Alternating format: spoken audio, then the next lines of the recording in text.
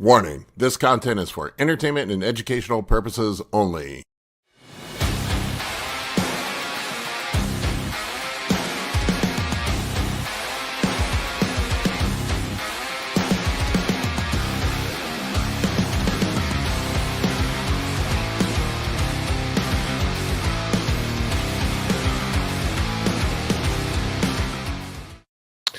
What's going on? Good morning. I guess it's just you and I for now, Amy. If you Everybody make it, else we'll is. do it. Oh, we can handle it. Everybody else just bailed on us. I do these lives by myself once in a while, and it always feels really fucking weird doing them by myself. Like sometimes on a weeknight, I don't know. I don't want dead air, and I don't know what to fill it with, and sometimes I just ramble. But people seem to like me rambling. I know I talk too much. I hear from people that care about me in my personal life that I talk too much. So I just share it on social media. People seem to like me talking too much on social media. I mean, that's what they're Yeah, that's what they're here for. So you had a Ninja Creamy story. What was going on there? Oh, yeah. So I made the weirdest thing in the Ninja Creamy of all time. I actually took my oats and froze them. So I put my oats, Okay. water, salt, all the normal things I would put in my oatmeal in the morning, froze it and ran it in the Ninja Creamy in the morning. It took like 5 maybe rotations in the Ninja Creamy to get it the right texture. I had to add a little bit more like almond milk, and I added a little bit of sugar-free syrup. But yeah, I mean, yes, it tasted like cold oats, but in the summer, you know, like genius, right? Like in the summer, it would actually be good. Like it did get creamy, and the more I ate it, the more I liked it. Like by the time I was finished eating it, I was like, yes, this was a good idea. It was kind of like really bland oatmeal-y ice cream. That sounds terrible, Amy. It sounds like something you had to talk yourself into liking.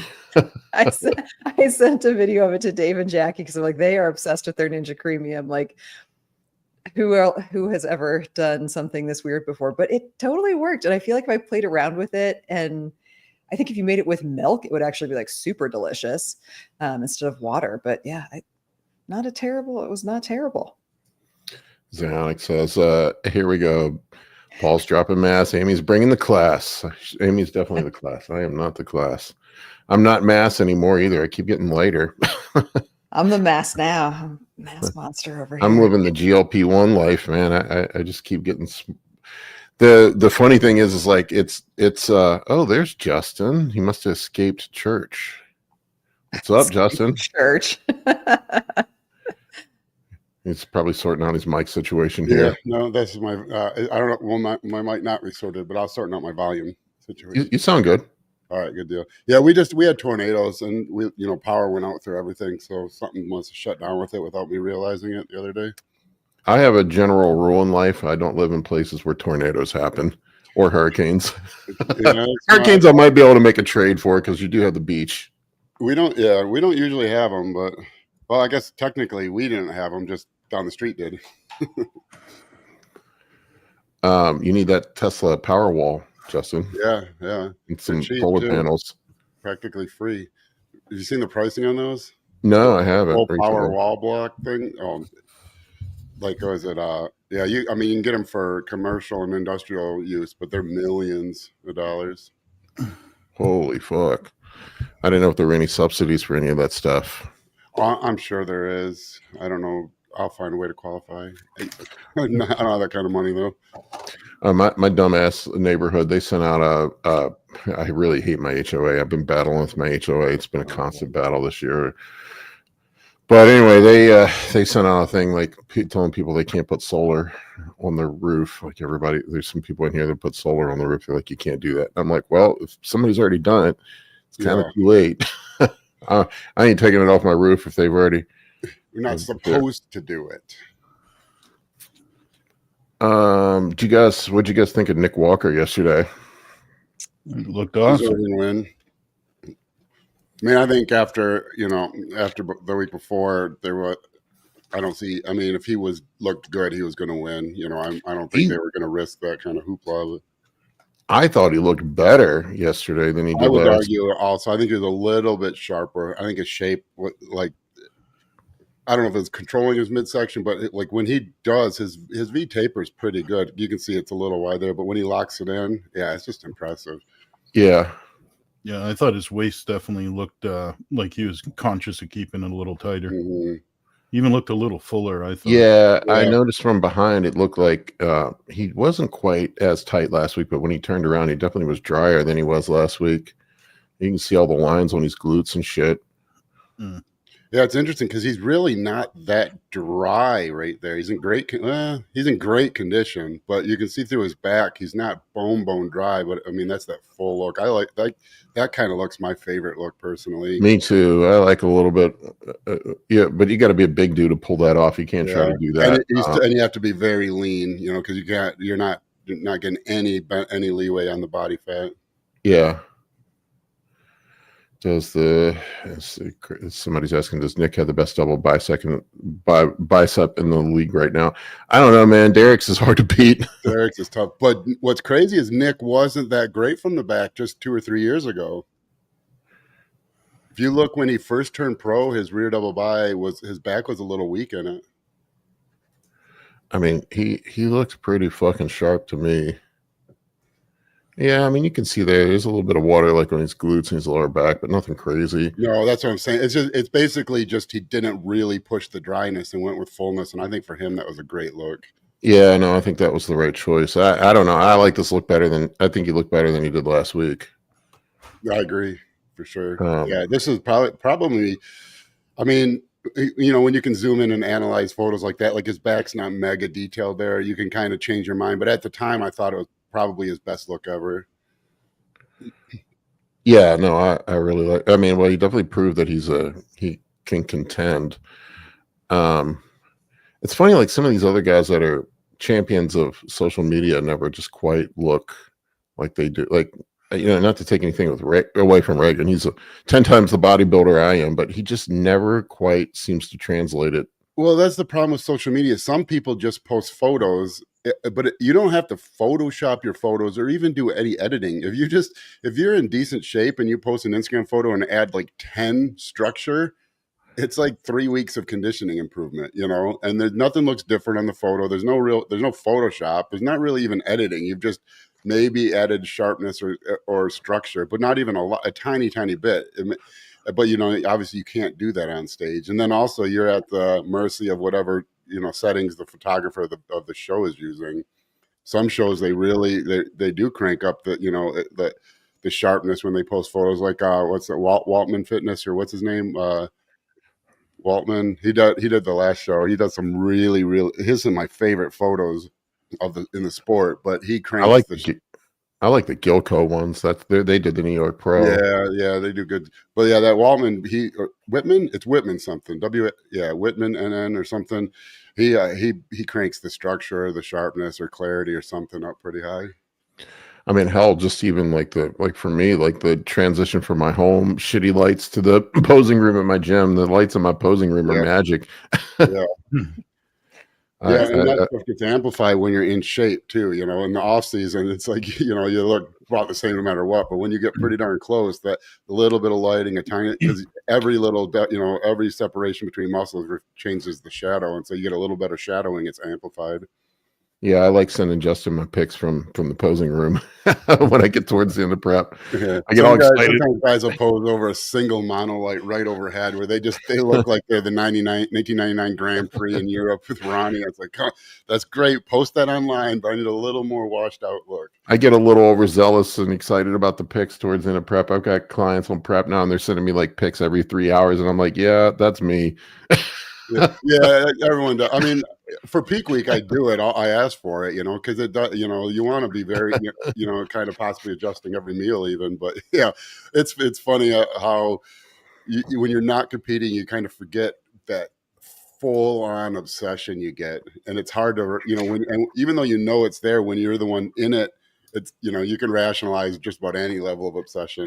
I think my wife still has nightmares of me asking to take photos of me. Yeah, I love like I think to myself, oh God, am I that guy? We're all that guy in prep. I was super excited last. Go ahead, Amy. No, I was going to talk about the show more. Well, I was just gonna say I was super excited last year because it was like the best I'd looked. I was like, damn, post workout. What were you gonna say about the show, Amy? Well, I was just going to ask what you guys thought about Crizzo. Like, I was really impressed with the size he brought, but man, he cannot pose to save his life. Like, his posing is the worst. Oh god, it was terrible. He couldn't even get it. I don't know if he's got some sort of. Let me see if I can find the video. Yeah. I don't know if he's got some sort of mobility issue, but he could not get in the rear double bicep pose. He had like one arm that just would not work. That I No, understand he that, had- especially with the shoulders. But what I always don't, sorry to cut everyone off, but when people are in amazing shape and have great physiques and can't pose, it's like, how are you making these exercises work the right muscle when you don't have that kind? You know, I feel like that helps my training, being able to pose and control the muscle and really, choose which muscle is doing the work. Like, look at him. He's a beast. Like, if Yeah. only he knows. I mean, he had the shoulder surgery, right? But Yeah. when he poses on the side, he literally like flattens his glutes out. It's like he tucks his pelvis under to make his glutes look like flatter and smaller. It's like he's still trying to flex them, but like it's like he doesn't understand how to tilt his pelvis. And same thing in the back. Like it's like he makes his Oh my physique god, see the big work. lump from a shot on the left? Oh Yeah. yeah. Yeah, it's over here on the Yeah. left. The arms. Yeah, look, see the arm. Like that must be the Is arm that the he one hurt. I thought it was the right shoulder he had surgery on too. Maybe. Oh, it's sitting so high up. Yeah. Yeah, it was his right. I think that's just the problem. He's just got some limitations trying to hit the shot correctly. Yeah, He's not getting his glute. dry too. A lot of the shakiness might be from that, just so dehydrated. Yeah. He was really shaky. I think some guys too, and I heard Milo Sarchev talk about it one time. He's like guys go out and like pose super hard, and he's like you can't do that. You got to go like 75%. You should be able to hold it all day long. Or they blow their air out too soon. You know that blow your air out and bring your abs in. Nick Walker does it perfect in that very first front relax you showed. That's got to be last, because once your air's out, you got about 6 seconds before you're collapsing. So many guys, that you hear especially in the smaller shows, you hear their coach in the stand saying legs, air. It's like, no, not air yet. And then they're trying to hold a pose after blowing all the air out of their lungs for 10 seconds. Yeah, it's shocking to me how many guys are on the pro stage at a top level and can't fucking pose. Andrew Jack is one I feel like a beat up all the time. If you just see him, he's like Paul Dillette. If you watch him walking around an expo, he is just ungodly impressive. Yeah, he's got to be the one. I mean, because he's incredibly impressive when he poses, but he has to improve the least from completely relaxed to posing of anyone. Because when he just walking around, I'm shocked by him every time. Yeah, I mean he's fucking enormous. Dude is enormous. Yeah. Oh, this is a good one. I actually had this on my agenda today. Rise 41. What did you panel's thoughts on Arnold's announcement about the prize money? I think he kept Classic price down, hoping it would get a bunch of hype and complaints and exposure, and it hasn't really seemed to. I was surprised by that. Was Classic only 100? Yeah, it's 100, but he raised the man. I'll pull the video up of him talking, but he took some shots at the Olympia. He said he made a comment about the stage. We're a bodybuilding show. Well, a billboard or whatever. I mean, I don't know what. I mean, it's expensive to put on a show, but what's a ticket to the Olympia, to finals? With the price and what's prejudging, and you multiply that by the number of seats, and it's filled. I mean, the amount of money that brings in, and then the expo and everything. I mean, everyone there's spending $1,000, and there's like 100,000 people there. Yeah, they said there were over 100,000 people at the expo last year. Yeah, so there's money for it, but it's a business. If you're smart, you're going to pay the least you can to get people still happy and excited to do the show. But Arnold's, I'm glad he's pushing it. I think he cranked body, because what's bodybuilding, 750 now? Yeah, that's what he low. I can just picture him being who he is, knowing that that's a smart move for getting, because Classic growing so much. I thought there'd be more complaints and stuff online about Classic prize money, but there wasn't really that I've seen. Let's hear what he had to say. Hang on. Can you believe that in 1965, And Joe Weider created the Mr. Olympia competition, the first professional bodybuilding show ever. 1965, gave $1,000 as cash prize. And then in 1975, 10 years later, when I won for the 6th time the Mr. Olympia competition in South Africa, I still got $1,000. I mean, it was wild. The sport didn't grow. So this is why I decided to retire from bodybuilding and to go and organize with Jim Norma the World Championships, Mr. Olympia, Mr. Universe, and all that. The first year, 1976, this is 50 years ago, we right away went up to $5,000. The next year to $10,000, then to $20,000, to $50,000, and now at the Arnold Classic World Bodybuilding Championships, we're up to $500,000 in cash prize, first prize. Altogether, $1 million in cash prizes. But now, since we have the 50th anniversary coming up, 50-year anniversary, 1976, 2026. I mean, think about that. If the 50th anniversary coming up, we're going to go and do something very special. We're going to up the cash prizes from 500,000 to 750,000. And the total cash prizes will go from $1 million to $1.5 million. Because I'm sick and tired with all this waiting around. I want bodybuilders to train all year long really hard and to be able to make $750,000 for first prize, then go to the Arnold Classic in England, the European Arnold Classic, make another $250,000, to make $1 million. See, that's what I call changes. I want those bodybuilders not to just train all year, make the sacrifices and sweat and pump up and all of this stuff, then go to an auditorium that is full of empty seats. No, I want it to be packed. That's why it is so important for the Arnold Classic to go and increase the amount of spectators that come so it's packed, because I see it as something wild. We want to have bodybuilders and the spectators all kind of go crazy there, create excitement. We don't want any of this fluff and the smoke and the this and that on the stage. No, we don't need any of that. What we want is just a simple stage. It's between the bodybuilding champion and the audience, the fans. That's what this is all about. This is why we're going to pump up this thing with the biggest sports and fitness festival in the world. I mean, think about it. We have tens of thousands of athletes. Anyway, you get the point. But he really took a crack at him with the stage. That's been a huge controversy lately. Yeah, when he mentions the smoke and the lasers, and directly at the Olympia. I don't see the downside. I mean, I don't see any downside for the sport, for the athletes, for the showing.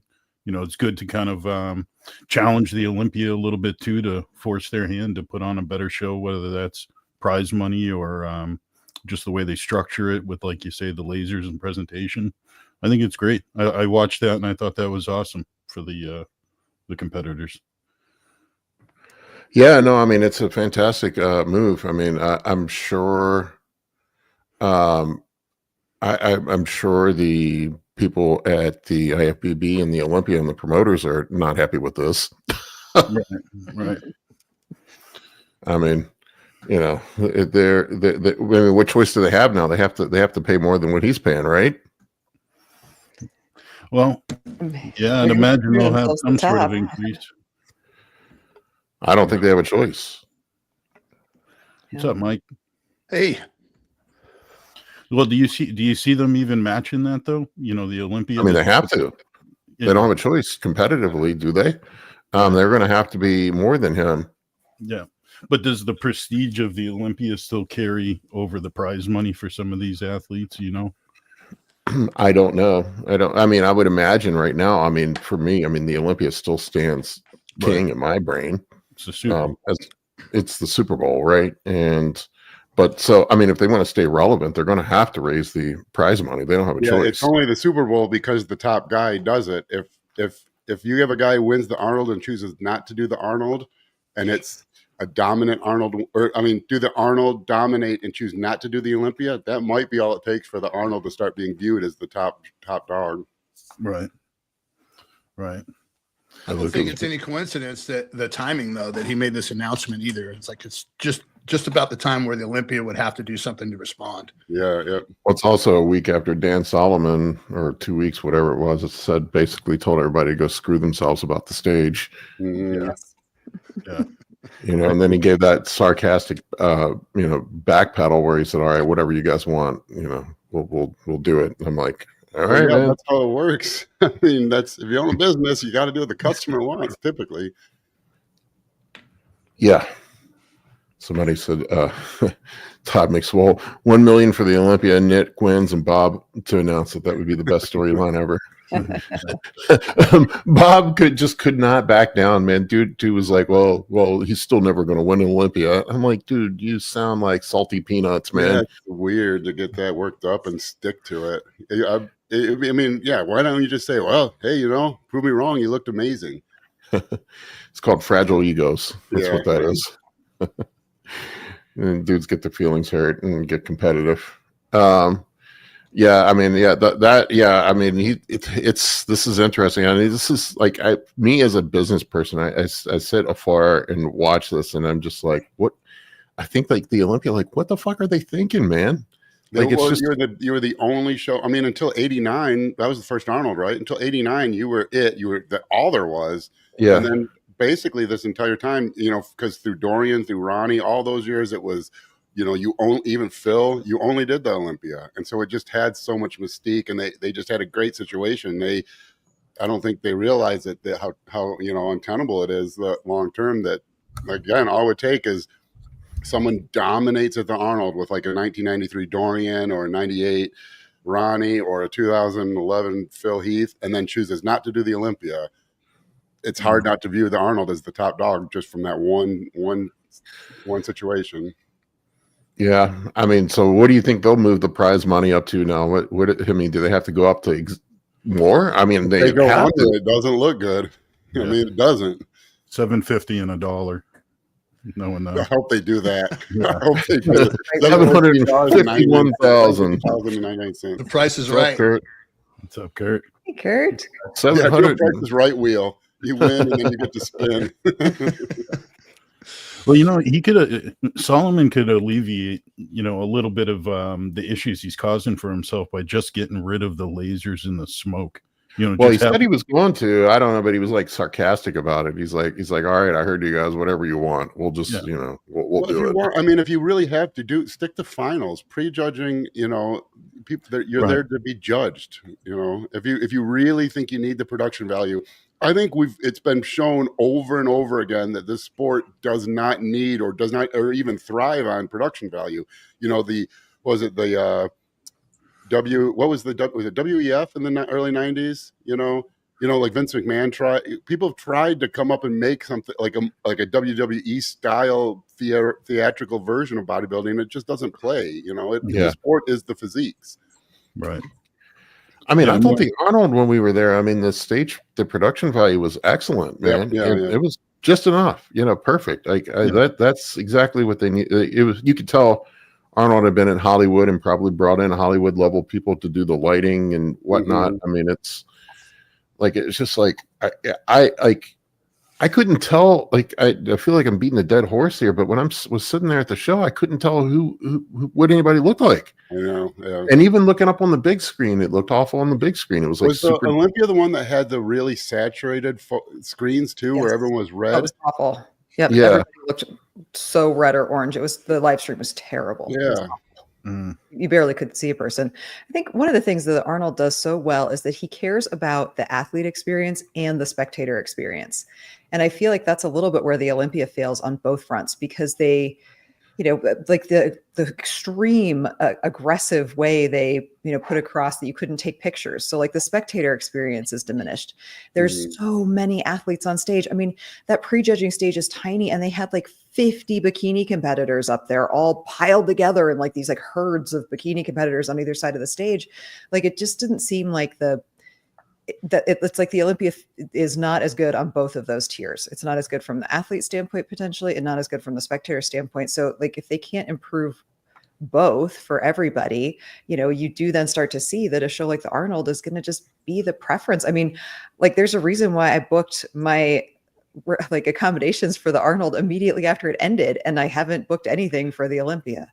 Well, and then Yeah. anyone who competes knows that it's like that at all levels. Everyone knows there's promoters for the national shows for higher level. Like the Atlantic States is a great state level show, and people know as an athlete where are you treated like they're happy you're there and they know you're the reason the show is going to be profitable, or do they treat you like you're a nuisance and they're bothered by you and they just herd you like cattle and act like and you see that as a competitor, you could tell the difference. Some promoters treat it that way. Some promoters don't. I've obviously never competed in the Arnold or the Olympia, so I don't know. I can't, but I have done amateur shows where, one show you're treated, you almost feel like royalty and you're like, God, I'm doing this show again. And there's other shows where they just push you around. The backstage is ice cold. They scold you and yell at you if you're in the wrong spot. And you think like, I don't even want to be here. Yeah.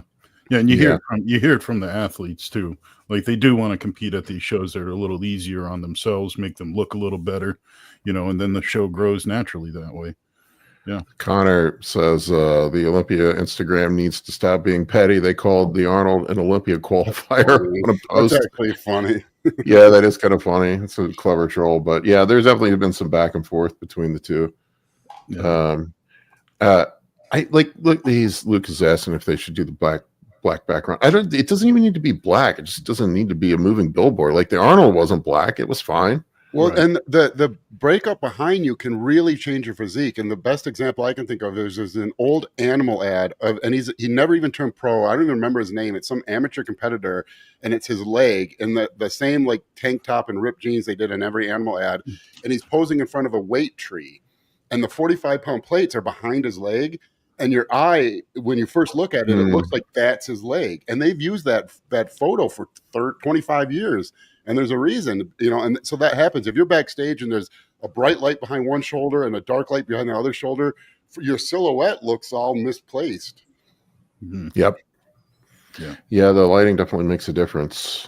Yeah, and at the end of the day, you spend good money to go to either one, whether it's the Olympia or the Arnold. You just want to have a good showing as a spectator as well. Yeah. Yeah, the whole not taking pictures thing was kind of weird to me too. They were yelling at people using their phones. Like nobody's taking a video or a picture with their phone to steal your intellectual property, bro. It's free press, man. Like it's free advertising. Everybody's going to be posting shit on their Instagram for you and pumping up your show and the awareness of your show. Like I just don't understand. Like what are you losing by letting people take pictures and videos on their phones? I get like not letting somebody bring in a whole professional camera setup, that's different. But damn, that one is still a head scratcher to me. They were walking around at the Olympia telling people to put their phones away or they're going to kick you out. Yeah. After you pay how much to get in there? Yeah, thousands. Yeah. Like tickets for finals were over $1,000 Crazy. for the nosebleed ones. Mm-hmm. Yeah, I'm like, and you're going to tell me to put my fucking phone away? Hey, Paul, I sent you that Animal Pack photo. I don't know if it. Was it on Instagram? Anymore, I just texted it to you. Let me see if I can bring it up. Yeah, as a fan, I'm really kind of. I think you're right, Paul. That the Olympia is put in a spot they're going to have to raise. Oh, they don't have a choice. Yeah. Oh yeah, that's a clever photo. Yeah, so you can see the breakup. That's what happens on stage. If you're in the right spot where there's a certain color behind a certain body part, suddenly your body part looks twice as big. Let me see if I can put this where, because I can't bring in. This thing's really grumpy with me about putting. Well, yeah, you might have to change it from the HEIC setting to a there we go. JPEG or something. I got it. Here it is. Those cars just look enormous, but then when you actually look closer, it's like, oh, the weights are behind it. It just skews your eye line. Yep, you're 100% right. That is very clever. That is a very clever photo. Yeah, that's a Brian Moss photo, the photographer. Yeah, I think so. Very well done. I like that. That's crazy. All right, folks. We got any questions? Well, one thing, real quick, I was going to ask. Yeah, though, go for it. where you guys have been at the Olympia, and I've gone to the Arnold. I've never been to the Olympia, but do you think there's something to the fact that the Arnold has the advantage of they have what 6 categories ultimately at the end of the day that they have all day to present. The Olympia's got this every category from all of them, figure, women's physique. They have everything they have to cover. I mean, does that play a role too? In the experience. Probably. Uh, I feel like the Olympia kind of has to, though. Right. I don't know that they can stop. Right, they have to. I feel like what they need to do is really break it up over into more days. Like Yeah. there's just too much going on in 2 days. Yeah. They probably need. Yeah, like, you got at the national level. You got Thursday, Friday, Saturday. Sometimes even Wednesday. Yeah, Masters Nationals is a 4-day show. Yeah. I think North Americans is now too. Yeah, I find the Olympia sometimes hard to digest because it's just so much they're running long. through. I mean, you got 50 classic guys going, and it's just like one after another. The pre-judging a classic was crazy. Yeah, I was like, I can't sit through all this. Yeah, it was too much. Hours. Just yeah. I mean, and it's frustrating because I don't know what you do to change it, but each division has about 1 to 2 minutes of action that everyone wants to see. The call outs, the first call out. I mean, other than that, everyone's just kind of waiting to see who gets to that level, and then you got a couple minutes of excitement, and then you got another like hour and 20 minutes until you get to the next burst. Yeah, but see, that's the tough part. I mean, when you look at it from the athlete standpoint, like you want your time on stage, whether there's 60 of you or 6 of you. So I think due to the sheer volume of athletes at the Olympia, part of that is always going to be a little bit weird because, these people have spent all year, especially when there was the point system, but having to win a show too to get there, and athletes all over the world. And then if they're on stage for like half a second, then they're going to be disgruntled. So it's like trying to find that balance, Dave, of having a good experience for the athletes, but still have a good experience for the spectators when there's just so much volume. It is cool to see all of the classes though. And that is something, I wish the Arnold had a few more classes. Sure. Yeah, I think they should do like an American Idol setting where you go in front of the judges individually first, and then you only see the audience after they select you. And so when someone walks out, they're either going to be really good or really bad. I'm kidding. That would be kind of funny, though. That would be kind of funny. And then the really bad people don't know they're bad because they think they got approved and moved through to the final round. And they walk out there at 12% body fat, all excited that's pretty mean, but. Well, there's an idea for a Troponin-sponsored reality television show where you bring people into training camp, kind of like bodybuilding idol. Yeah. Speaking of reality show, when is your thing coming out? We were hoping to finish filming at the Arnold, but Rivas didn't turn pro, and then Brandon Curry did. But then Brandon was going to do the Masters Olympia, so we were going to fly me out to Tokyo for that and have that kind of be the finale. But Brandon, I don't know if he's announced it yet, but I don't think he's doing that. So we'll probably they're going to go out and film John one more time, and then probably when he does Masters Nationals, that I think will be the finale. The idea is to show the growth of the company. So people who don't know, I haven't talked about it much because I don't know how much I'm supposed to. Generation Iron's been filming me for about basically since the day I bought first attachment out and renamed it Troponin Supplements. And I think I got lucky because I made a post that said, like, we're so back, and it was me in the back of a U-Haul with all our product. And they how like when Making a Murderer was out and stuff, and there was like all those murdery documentaries. Well, I guess entrepreneur documentaries are big right now. And if you've noticed, there's ads for those popping up on Instagram all the time. Are you an entrepreneur? We're looking for people to film. Well, I think I got lucky. They went on Instagram, saw my post, and were like, hey, that's a good story. And so they've been filming me for the last year, and they've shown, the growth of the company. And I think it'll be good because it showed us at the Olympia, we had Chase's booth, and I was there setting down like a couple T-shirts in an empty auditorium, and there's no background to the booth, and it's and then it shows the growth. And then it was supposed to be because at the Arnold we had the 30-foot booth, the bigger booth, the athletes there, Bumblebee there, and to show the growth of the company. But now I think they want like a nice finale of John turning pro, and we had Brandon doing well at the Arnold after people kind of writing him off at the Olympia. And so hopefully that'll be kind of the end. But it's been crazy. We got like 300 hours of footage now. I don't know what it's going to edit down to, but they can probably make any story they want out of it. Yeah, that's awesome. Yeah, that's cool. That's cool as shit. Cool to see the inner workings, how it all plays out over time like that. Yeah, I'm curious to see because we have grown, so much. We were like, it was like we had a U-Haul full of product when it started, and now we just hired an AI team. We have a media team, Google, we got Amazon. We have we're redoing a website right now. We're merging the two websites into one bigger website on a different platform. The AI team we're working, we're going to have I don't know if I should even say this, but I don't think anyone will be able to get it before us now, but we're just about done. Chat GTP, like a troponin GTP. And we've been crawling the internet for anything I've ever put on the internet over the last 25 years and putting in this GPT. And it's already insane. I can ask it questions and it's me writing back. It's exactly what I would say. It's wild. Really so cool. We're just trying to make sure we get as, because the more, it's a large language model. So the more language you have, but I already can't get it to say anything that isn't exactly what I would want it to say. Cause pretty much every topic I've discussed, dozens and dozens of times over the years. That's pretty cool. You're making an add-on to your ebook. Yeah, it's going to be, well, yeah, we have a ton of ideas. I want to do basically maybe like a monthly subscription where you just get access to me for coaching basically, but it's that. So you can ask any question anytime you want. And it'll be, and obviously it'll be much lower cost than working with me with coaching and stuff. Yeah, I've been playing around with something similar. I've been doing some stuff with bodybuilding blood work. I've been working on a GPT. Yeah, that's, dang it. Hey, we're doing that too. That one, because ChatGPT already does it.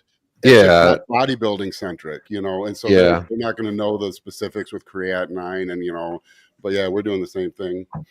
Yeah, I've just been farting around. Just something I've been doing on the side. It's fun. It's, sometimes it spits out some wacky stuff, but you can train it to do better things. If it's a sum of what information you put in it, just like any other program, really. This is a good segue for you, Justin. Byron asks, what are the must-have troponin supplements? Mine is ATP. I haven't tried it yet. I got to try it. Oh my God. I don't know that I could work without it anymore. It's so much better than just like coffee or caffeine. It's my daily for me, it's a productivity use. I use it with clients as a fat burner. The 4-DMA in it really seems to blunt appetite. Or if it doesn't do that, it's almost like you feel better. You're better able to tolerate the diet. So I've been using it and we'll combine with a feder and it's amazing. Very, very, it's very good. But for bodybuilding, field rations is really the best. It gives you just every nutrient you need to maximize muscle protein synthesis during training. So that's always our best seller.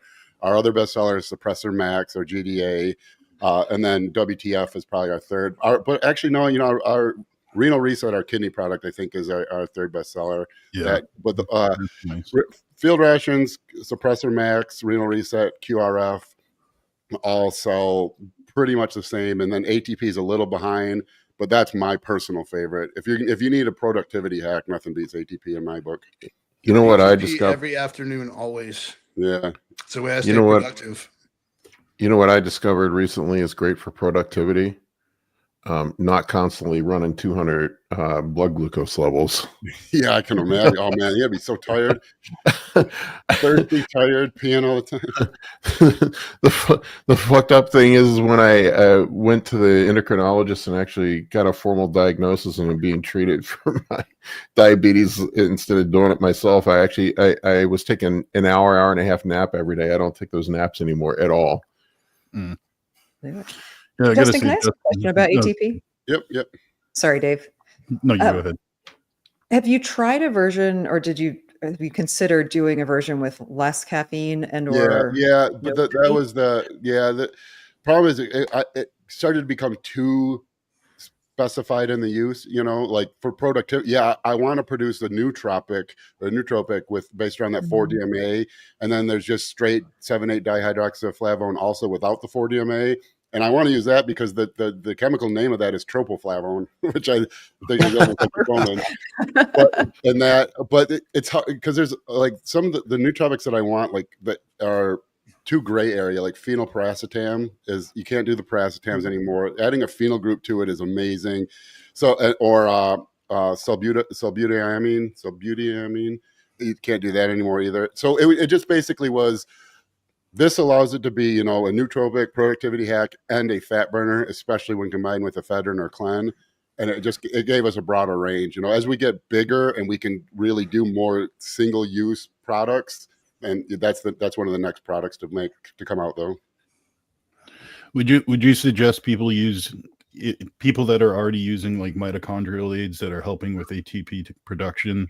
Would be adding ATP on top of that too much? Yeah, if you notice, mine's blue for methylene. It's mixed with methylene blue. Mine's purple, I guess. Yeah, and people have used it with the SLUPP. Well, the BAM 15 is the metabolic uncoupler, so that'd be different. I haven't really tried that with it, but yeah, I wake up and I have a water bottle by my bed, and I drop an ATP and a squirt or two of methylene blue, and that's my morning wake up every day. Nice. It's been great. I don't know how I would manage running both companies right now, especially through the growth until we hired all these people. It was me doing the graphic design, doing the web development, doing the ads, doing the posting, doing the coaching, and so now I'll just get to go back to just the coaching basically. But I don't know that I could have done all that without without the productivity boost. Yeah, that's wild, man. You were doing all that yourself. Of course, I know that burn. I'm not as ambitious as you right now. I'm not anymore either. I used it all up. I had all these big plans after I retired from my CEO job, and I just got my pro card, and I just kind of have like exhaled over this last year.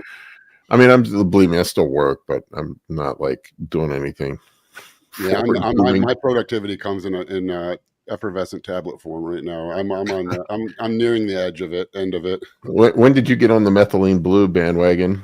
After we talked about it one time here, because I'm really usually slow to try new things because I'm almost always disappointed, and so I'm always like, I'll wait and sit it out. But we talked about it here, and it was kind of mixed reviews on what people thought, but it was enough interest where I was like, let me give it a try.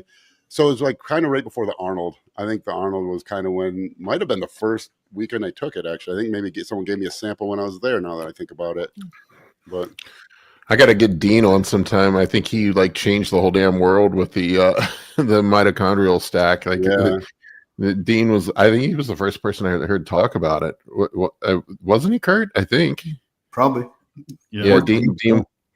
Yeah, it was Dean. I think he used it for his contest prep last year, and then talked about it on Steve's show.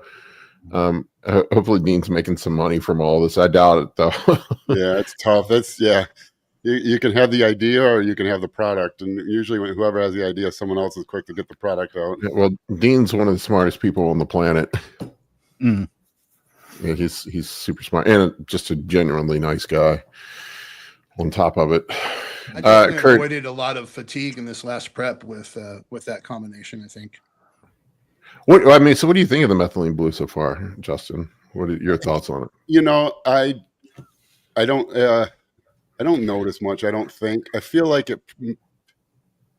I wouldn't take it on its own, but I feel like the ATP I would take on its own, and I feel like when I add it to the ATP, I get a little more boost. But I definitely don't get like the people who say it really kicks in, or I think you said it felt like you were on meth. Oh, Jesus, man, it was crazy. Yeah, I don't get that at all. But I must get something out of it because a lot of times you take something and you're not getting anything, and then other times you're like, I don't really necessarily feel anything, but I have been pretty productive lately. So that's where I'm at. It's enough where I've just been so highly productive, and it's mostly I don't want to risk going back because it's whatever I'm doing has been working so well. But I don't know that I don't feel anything special when I take it. But I've only taken it isolated a couple times to test. Mm-hmm. Yeah, I noticed like a huge bump when I took it, but it also I kind of crashed. So I ran it like 4 or 5 times. I haven't touched it again because it almost it's like when I came down from it was almost like I got depressed. Oh, that's the worst. It's like coming off cocaine. Yeah, I tried it. I kind of felt the same way. Like it almost felt like I had like brain fog a little bit when it would. Yeah. Of it. I just stick with coffee. Kurt, you want to do something crazy, man? Like I've been doing the blood glucose monitor, and I've been on it for now. I've been through my second one, so I'm on my third one now. So I'm like 5 weeks into to the blood glucose monitor, and it is wild seeing the shit, especially as a diabetic, that blows my glucose up. I can have a plain sugar-free latte in the morning, and my blood glucose will shoot up to like 200 with no carbohydrates. It's crazy. It's a caffeine. It's the caffeine. Yeah, it's got to be a cortisol response, right? Which in non-diabetics it doesn't cause that same response.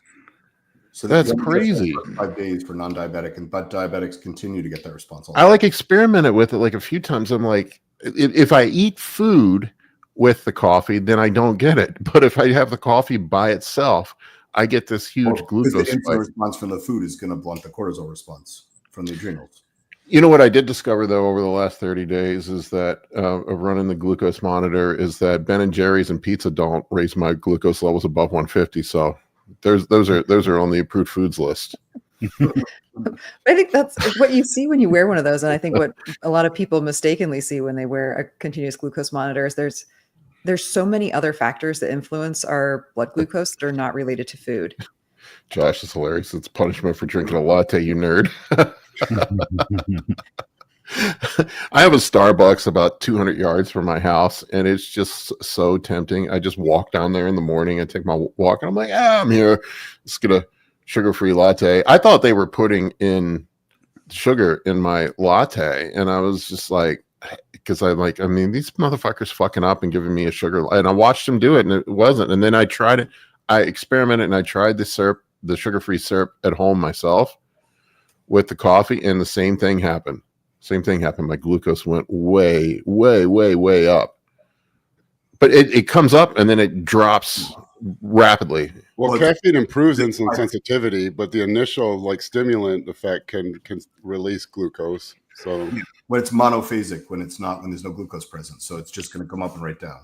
I will also tell you, and this is just anecdotal experience, but I can't say for sure that this is what's happening, but I've been on Mounjaro now for a month, the tirzepatide that was prescribed by my doctor, and I was on tirzepatide or on semaglutide, I was on retatrutide for 3 months, and my glucose levels are not as good on the Mounjaro as they were on the Reta.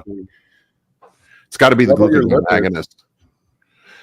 Justin, my lipids came back. I've been on a statin for like fucking 20 years. My LDL came down to a 60. That's what I'm seeing too. Yeah, it's wild. Yeah. Yeah, and my triglycerides were like in the 60s too. I've never been that low.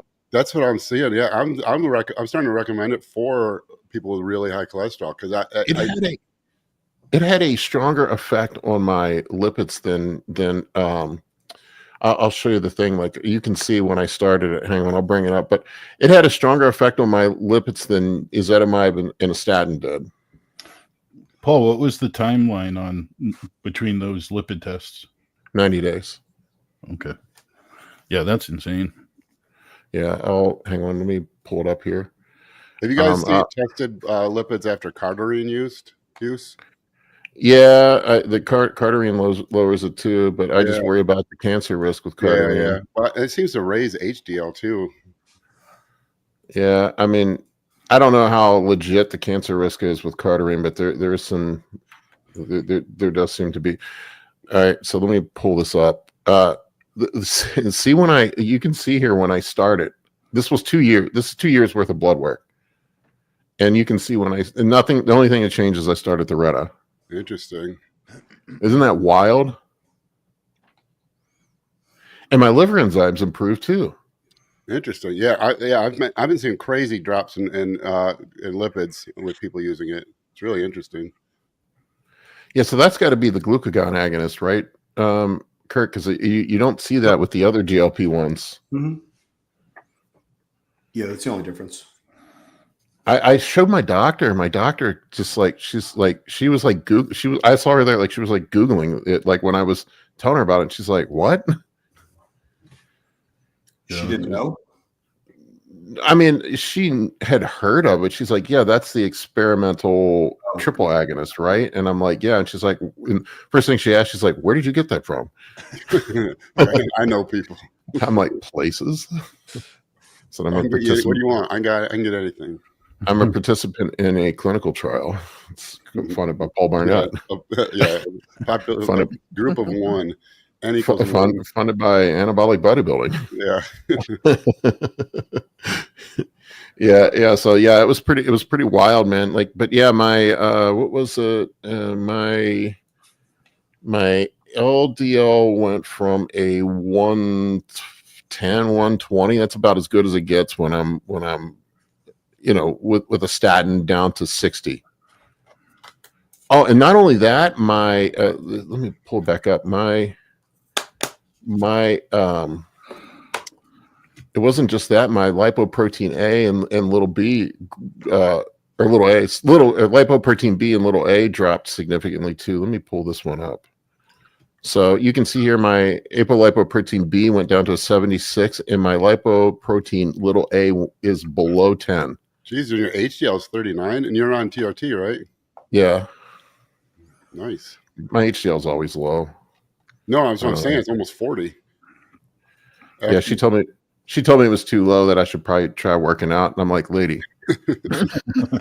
I had a doctor tell me that's what the endocrinologist said. I'm like, lady, it's just like, I was like, are you just reading from a script, or are you looking at me? I had a doctor tell me that once and add that walking is good exercise, and then she added, move your arms. Walking isn't just a leg exercise. I'm like, lady, I'm 285 pounds right now. What are you looking at? She's like, work out 30 to 45 minutes, 3 to 4 days a week. And I'm like, lady, I'm at the gym every day for like an hour and a half. I got that covered. Oh man, the doctors are so fucking. Any website for cheap lipid panels? I usually go through Walk-In Lab. You can get a full metabolic panel with lipids and everything done for like $100. Yeah, it's a little. If you go to Troponin Nutrition and go to the lab panels, I think we're 105. There you go. Justin's got it covered.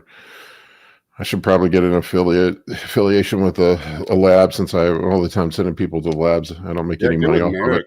You should. Have you talked to Merrick? Yeah. I need to go back and visit it. Everyone does, but they work with you. They're really supportive also of the community. I've been using Alta Labs. That's pretty good deals as well. I've just always used Walk-In. They're fine. There are some states where it's illegal though. You can't get labs without New Jersey, New York. You have to go through a doctor. Massachusetts, that I was fine with Walk-In Labs for a while, and now they won't do Quest Diagnostics. So, all right, Franco, he's joining on the party too. He said cardio race HDL. Paul, I don't want to hear that, Franco. I don't like cardio. He walks to Starbucks. It's like 200 meters. Yeah, man. I do not like walking. It's like my motto: why walk when you can stand? Why sit when you can stand? When you can sit? Why sit when you can live? Let's see what oh my god, and this is probably better because I've been walking more because I can't really lift that much right now. But yeah, my average step count for the day, I guess that's not too bad. This week was 9,000 steps. That's not terrible, right? It's better than the 3,000 I was doing before. 7,700 so far today. Oh my God, Amy. Well, you're like a greyhound though. When we were at the Arnold, you took off from the house, you and Karina, and we're walking, and I'm like, good Lord, is this a race? Yeah. I mean, this is too brisk for me, man. Well, it was like 5 degrees outside and windy. I was just trying to get there as quickly as possible. I was not trying to linger in the cold. I'm like, it wasn't a walk, that was a light jog. Yeah, it was a brisk walk. We won't bring up the memories of the rental car either. Dave ruined the rental car. Should have lived. That was the only time I've ever seen Dave flustered. Dave's like the calmest person I know. He's steady Eddie. You were just mildly flustered. Yeah. Oh, that was seriously, Dave. That was one of the best things ever. I'm glad you enjoyed not it. your response. I just mean like in general, though. Yeah. It was just a comedy of errors. Rental cars and me do not mix for some reason. All right, let me grab. Well, people just beat the fuck out of them is the issue, and then they turn them back in. I had a rental car recently where when, went down to Florida and the fucking window wouldn't roll all the way back up. I was just like, fuck it, whatever.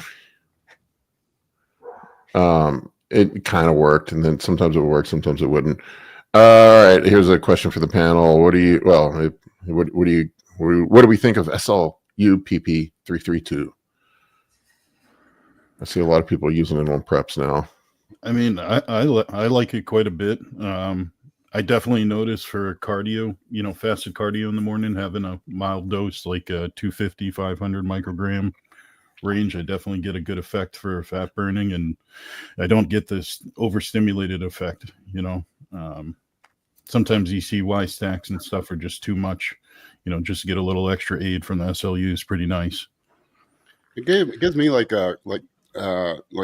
Yohimbine kind of cold, clammy sweat feeling.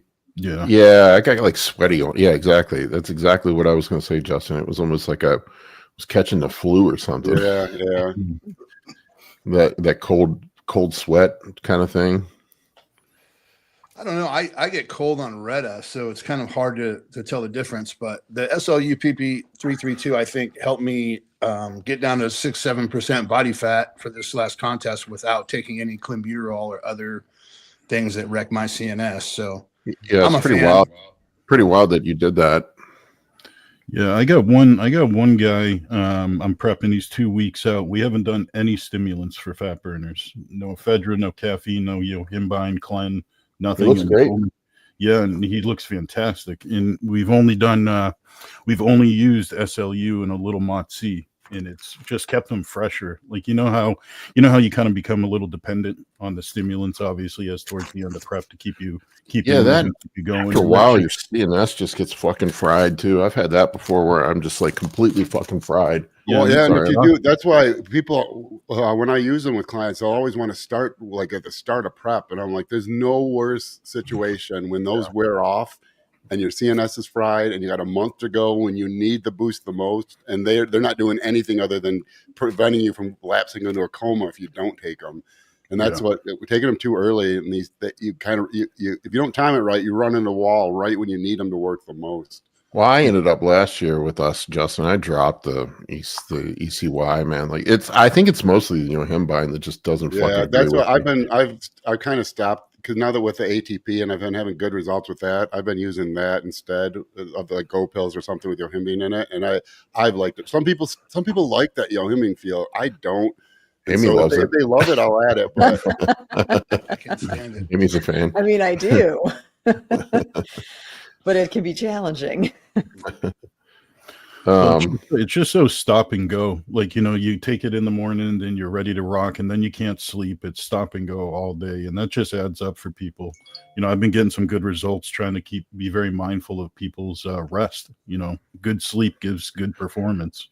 Yeah, I have really, really been trying to be more mindful of how rest and recovery with people on prep. It's like a fine line. You want to push them, right? But then it's like if you push them too far, then it can go the other way, which I've had happen before. But yeah, I ended up dropping I think it helped like in the mid part of my prep last year to kind of get me over the hump there for a little bit. But then I backed off the Clen too. I didn't use any trend last year either. I think I only ran 60 micrograms of Clen. That's all I got up to last year.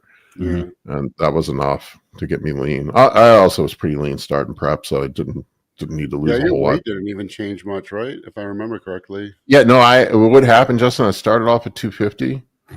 And then I bounced up because I had been off. Like I'd just been cruising for like 4 months. And then I bounced up to about 260 and then came back down to like kind of 250. I think I weighed in at 249 at the show is what I weighed in at. And now I'm working on being a middleweight. Yeah, same. I'm down, Can you start the question that Scott just asked? We don't have to talk about it right now, but I just don't want it to get lost. Yeah, let's just pull it up. Have Amy, anyone else heard of LDN? I don't know what that is. It seems to be a lot of good applications for bodybuilders, lowering systemic inflammation. So not only have I heard of it, Is that I am like low dose naltrexone? low dose naltrexone is what he's talking about. So we're talking very, very small dosage. So the typical dosage you use naltrexone for is like 50 milligrams if you're using it for people that are struggling with addiction. In low dose, you don't really go above 8. And a lot of people will even do like 1.5. Fascinating amounts of research on not only the anti-inflammatory benefit, but also cognitive health benefits. I mean, it is fascinating. I had a webinar that I was part of a couple of weeks ago that was presented by a pharmacist who specializes in it, and just looking at the use in cancer patients for weight loss, for digestion. I mean, really, really interesting for its ability to just kind of help with a multitude of conditions. I actually am going to try it. I'm really excited to get it. I'm hoping it gets here next week. So Scott, I will give you more info on my personal experience with it, but from the studies I've seen and just kind of the anecdotal experience, there's a couple of books that talk specifically about it, and they're really more about the patient experience, but not a lot of downsides to be had, and potential for some really awesome results, especially like you said, Scott, with anti-inflammatory abilities and just helping mitigate other symptoms. Tina says it's amazing, and Scott said he started it a week ago. Interesting. Tina said she's been on it for years.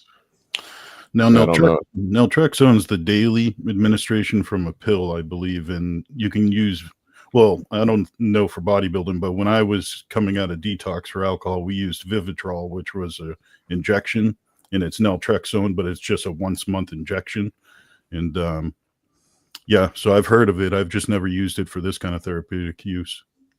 Well, if you look at the way it attaches to receptors in the body, you actually lose the benefit of the anti-inflammatory and a lot of the other medical benefits when you get above a certain dose.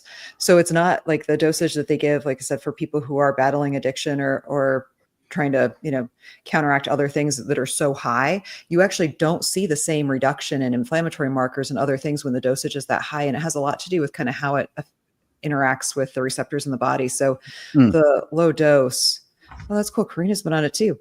Does it reduce like dopamine related food cravings kind of, or yeah, so like when I was using the Vivitrol version, that's the whole point, is to kind of alleviate the addiction cravings for alcohol, and it also works for opioid receptors as well.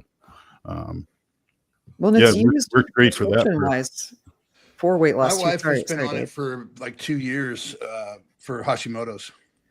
Interesting. Really? Jeez, I gotta read up on this. It ruined her tolerance for alcohol, though, so that was an adjustment. Well, actually, you can't even use alcohol or painkillers because you won't take in the drug. It won't populate the receptor or whatnot. Yeah. I want to address this guy real quick. Connor, and we can get back to this conversation. Connor, if you want to send your pics to me on Instagram, we can pull them up and critique you.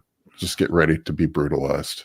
I rate my physique. I love it. But you probably have heard Contrave, the prescription medication. What's that? Connor won the overall at that show. He actually has a really great physique. Okay. I'll pull him up. Still be brutal. Amy, what were you saying about what were you just about to say? Well, there's an actual prescription medication for weight loss called Contrave that is a low-dose naltrexone bupropion blend, and it's used in compounding pharmacies a lot with other things. I mean, they'll mix it with ephedra and all kinds of other things to help with weight loss, because I think Karina just mentioned it, to reduce food noise and helping with binge eating, because as you noted, Dave, it does have an effect on the reward sensors of the brain as well. Mm-hmm. So interesting. I'm sure that there are people or practices that are using it in combination with GLP-1s as well to kind of further even reduce that food noise more for people. I'm looking at Connor's profile. He's got a great physique. I got to read up on that, LDN. I haven't done any reading on that. I can send you the link, Justin, to this. It's a really interesting, and it is a medical webinar because she breaks it down so well from really what the actual mechanism of action is in each of these different conditions and why the dosing is the way that it is. It's really fascinating. Cool. Have you ever heard of that, Kurt? Low dose naltrexone? Yes. Have you had any experience with it? No. Nope. No. Gotcha. Yeah. All right, Seems I'm like gonna. the past few months it's been talked about more frequently. That's a new one to me. I might have to do some looking into it. Okay, here's Connor. Let me pull him up. Yeah, he looks great. Good shape. Oh Good wow. structure. Yeah, very nice Very structure. good structure. Yeah, almost looks like a classic guy, to be honest with you. Yeah, good. I mean, yeah, he's got good structure. Every pose, wide lats. That's right. Beef Stew coaches him. Oh yeah. Yeah, no, he looks great. Yeah, great A quality. fantastic More physique. rear delts. He's super Yeah, heavy rear though. delt. He's not. He's a big guy. Oh, so he must be tall then. Yeah. Yeah, because it looks like his frame could fill out a little bit more if he Yeah. wants to do bodybuilding. Man, look how thick his lower back is. Dude's done Yeah. some deadlifts. Look at his glutes, man. Somebody has definitely done some deadlifts. Yeah, add like the rear delts on that shot right there. Picture those rear delts sticking out another inch, and that's a great pose. Yeah, I probably need a little more lower lat, but that could be posing too. Yeah, no, on the rear lat you could kind of see. I mean, he's got very wide lats, but they could be a little fuller down at the bottom. Yeah. I mean, this is just nitpicky shit. I bet, like, if you want to get on a Very, national very good stage. structure. Yeah, I would. Good conditioning. Yeah, conditioning's excellent. Yeah, I would say a little more lower lat, maybe rear delt work from the front. He looks great. Mm-hmm. You got those Connor, blue DM me collars on in. Instagram. I've got some video of the overall I can share with you. On this right here, you need to fix that pose. You got like always. This always drives me nuts with guys on the lat spread. They do it like they're doing it from the front, and it actually makes you look smaller. You need to keep your chest up. Kind of think about rotating your chest back and laying your head back like you're laying your head on a pillow. I have a way to show that. If you take like like any two-dimensional area, like hang on, let me. If you make open you it full. too much, it starts making it narrower. You want to be as wide as you can. You don't want to spread so much that you start spreading it. You lose the separation, and then you can even lose a little bit of width. So you don't want to roll the shoulders forward like too far. He's just starting to get to that point, but Dorian Yates has a video somewhere where he talks about that's old, where he says he would pull all the way wide, and then he'd kind of contract his like rhomboids and rear delt just a little bit to bring the separation out and make sure his back was not rounded to where he was losing that width by curving back over. The guy that owns my gym is a judge, and he helped me with my posing last year. And like the little simple thing is like, and it just made a huge difference. Is pushing my chest up, thinking about rotate. It's not like I think guys think leaning back is what they do, and a lot of times they're still humped forward over top, so it still makes your the lats look forward. Your lats look small. You're just leaning back with your lats looking small. You almost need to think about rotating your chest up. A lot of guys have a hard time pulling their scapula apart, but like I think his is the opposite. He's pulling it too far forward, pulling his shoulder blades too far forward, and like you said, Justin, actually making his, like teres major there and stuff. If he just contracted back just like a couple percent. So that's a posing issue, man. You got to fix that, I would say. This is just really nitpicky shit, dude. Yeah, it's a very good physique. You look great. But I would say, like if these little details are going to matter when you get on a national stage. But I mean, yeah, you could, with a little bit of work and polish, you could turn yourself pro. Too. Yeah, no, very balanced physique overall. It just nitpicky shit, but I'd say you're close. A little bit bigger if you want to compete in the super heavies. I'd say. Was he tall, Mike? He said he was 6 foot 244.8 on stage. That's thick, man. 6 foot. That's it's shit that you're probably bigger than me, man. Yeah, no, I mean, fantastic physique though, dude. Well done. Congrats on your win. Mm-hmm. Okay, enough nitpicking. Connor's really good physique. That's how you get better, though, right? We have a paid question here. This one is directed at Kurt. Yeah, I'm curious. Here we go, Kurt. They love to pull up the past episodes. In the past episode, Kurt said Turinabol is not safe. Can you please explain why? It's just severely liver toxic. What else? I mean, yeah, I mean, I've seen It out of the orals I've seen, I don't know. It seems to smash the liver worse than just about anything. Worse than Anadrol, I think. T-Bell's another one of those goes in cycles. I think probably around maybe 2004, 2005, everyone was talking about it. Then it's like it almost disappeared. And I feel like a couple of years ago, everyone was, "You tried T-Ball? You should try T-Ball." And then I haven't heard it as much lately again. It's one of those ones that seems like it comes in phases where people get really amped up about it. Do you know of any pros that use it? I don't. No. So it gets used a lot by accident. People think it's Anavar. Yeah. It's sold as Anavar a lot. Yeah. I can see that. Cheaper per gram. So a lot of guys will just press Turinabol. I don't know of any pros that run it. Like the. Why would you? It's for pure strength. Yeah, I mean, yeah, and I would argue that there's probably better options for strength. Yeah, that aren't as toxic. Yeah, Anadrol or even Halo. You think it's more or less hepatotoxic than halotestin? Halo's probably more, but you use less of it on a milligram. You use less of it, yeah. So when you fluorinate a drug like in halotestin, you automatically make it toxic. That's why when that knucklehead was trying to debate me giving it to women and children, it was like he's never even taken a chemistry class because you would never give a fluorinated drug to anyone on purpose if you care about their health. That's why it's used in like bone marrow failure because those people are dying anyway. Right. Like you don't give it to someone who's healthy. Justin, my client Dustin, is throwing down the gauntlet. He said he's ready to arm wrestle you.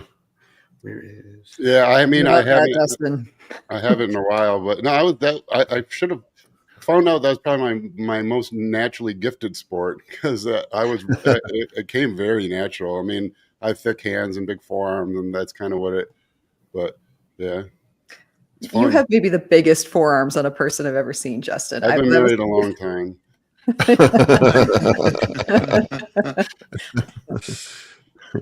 You got 4 kids too. This is really for anybody. This was directed at Kurt too, but Kurt, tips for getting down 1,000 grams of carbs on a high day. What did you find easiest to digest other than rice? Mochi. Love mochi. I know Kurt likes his vanilla ice cream too. Yeah, I don't know anything that's designed to not make you full. Honey, sugar, soda, glucose powder. Yeah, I wasn't using rice. Even just adding like pineapple to your rice, you can double the calories in rice adding pineapple to it with almost no increase in food volume. Yeah, or honey. Put honey on your rice. Yeah. Sugar, like table sugar. Who cares? Yeah, sticky rice. You got me in the honey in your workout or in your water. Like you don't even really notice it. I remember Roman. My carb day is the cream of rice with the maple syrup. Yeah, I had Roman drinking soda. Using powder. Yeah, I remember Roman telling me he was putting glucose syrup on his rice, and I bought some of that shit. That stuff was terrible, man. Couldn't get any more rice in them.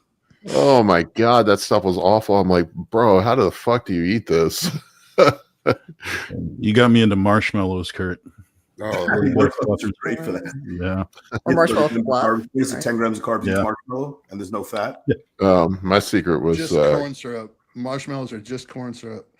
Yeah, they break down easy. They disappear, and they make you hungrier. When you eat them, you want more of them.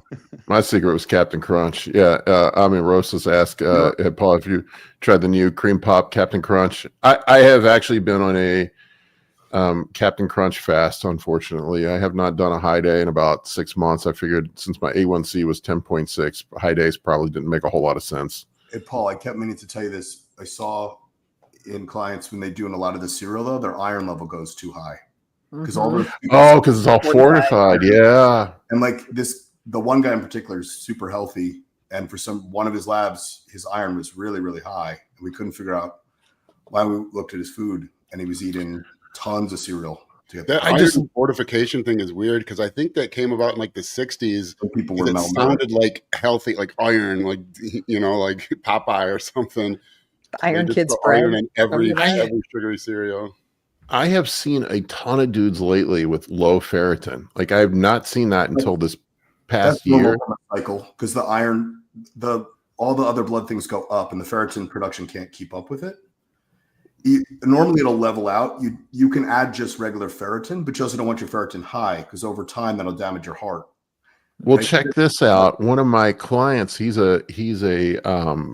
in an ER, and he sent me a study showing that retatrutide depletes ferritin. Oh, okay.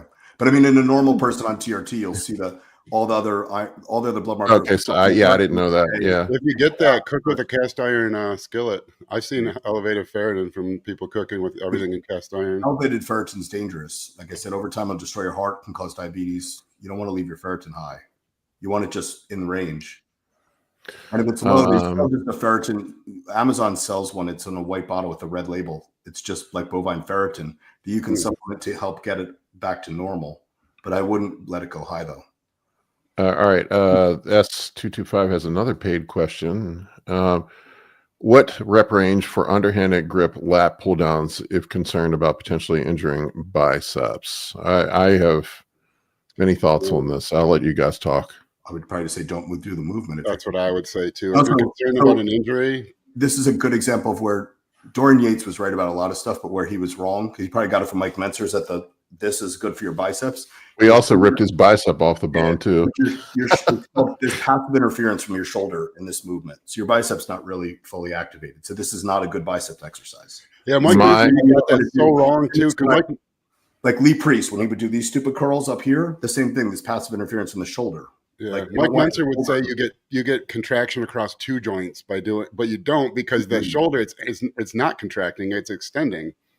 And you don't want contraction across tons of different things, right? Then do some balance, to stand on a Bosu ball and squat with a kettlebell with one leg up in the air.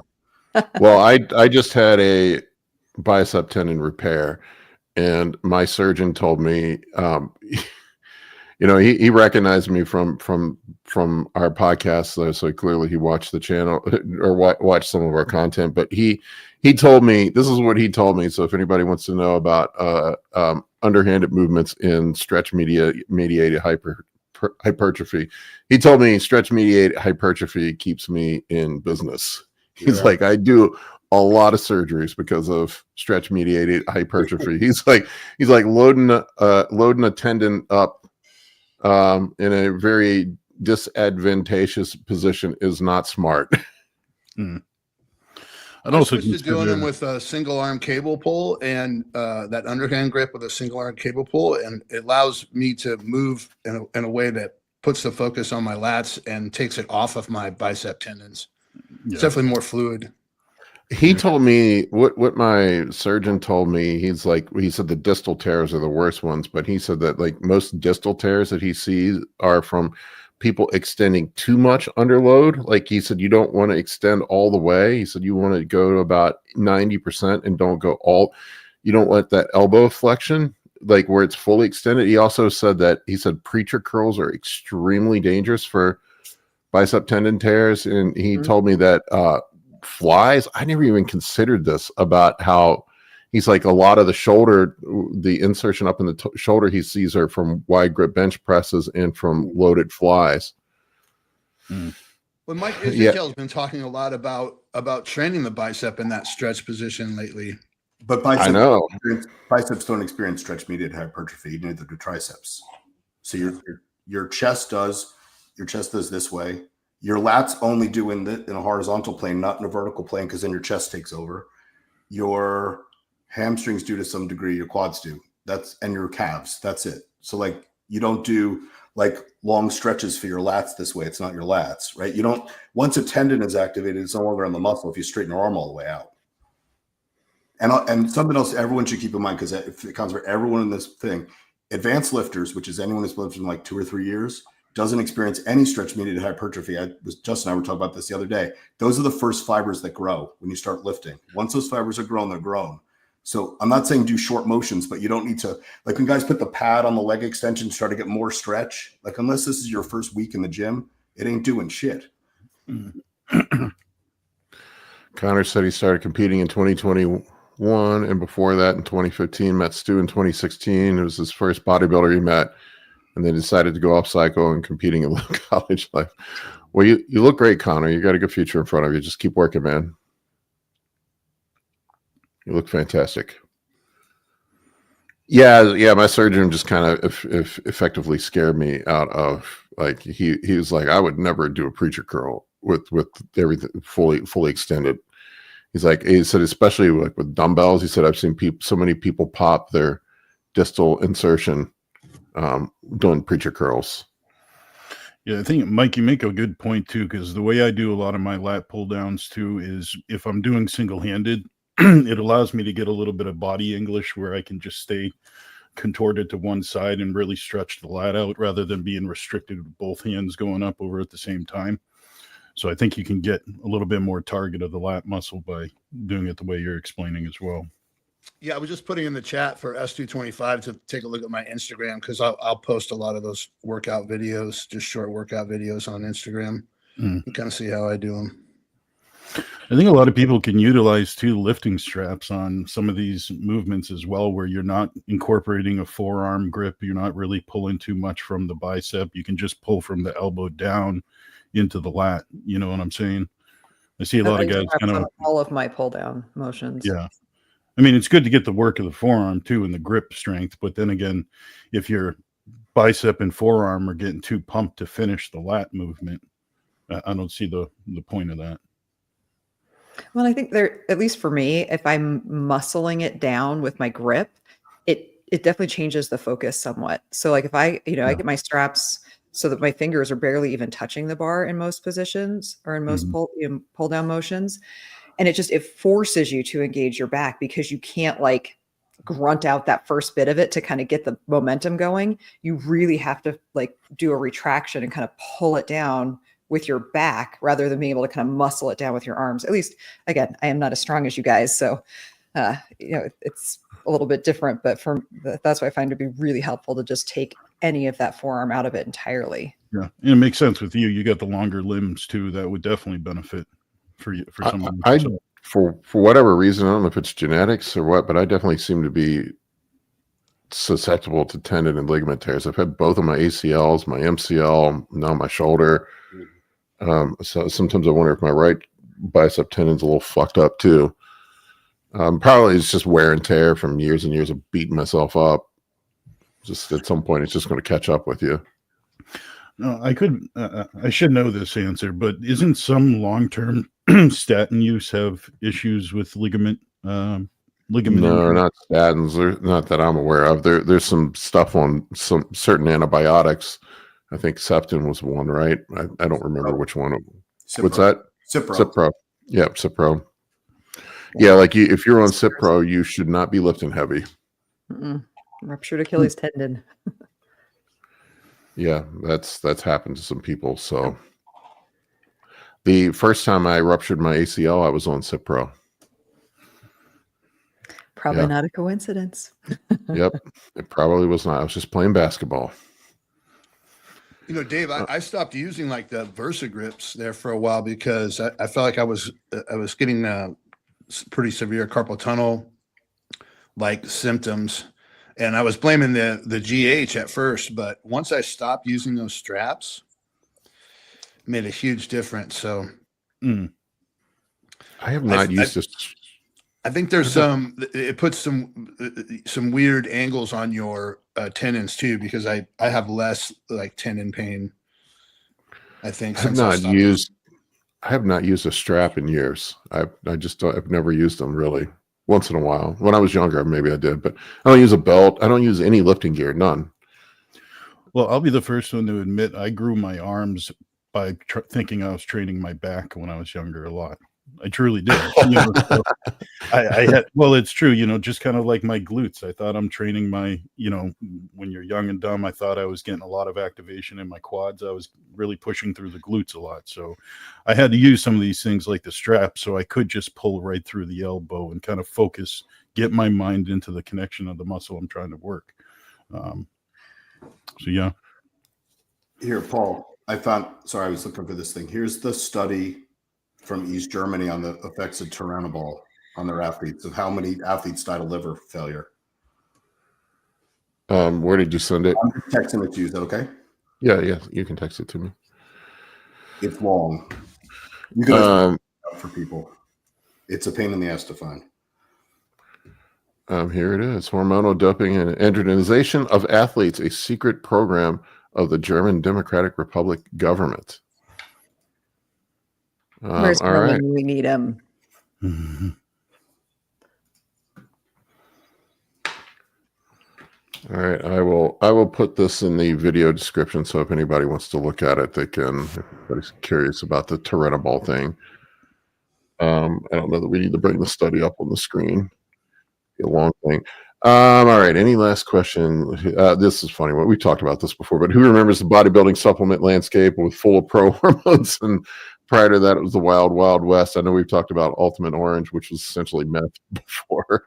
He used to be about GHB at GNC.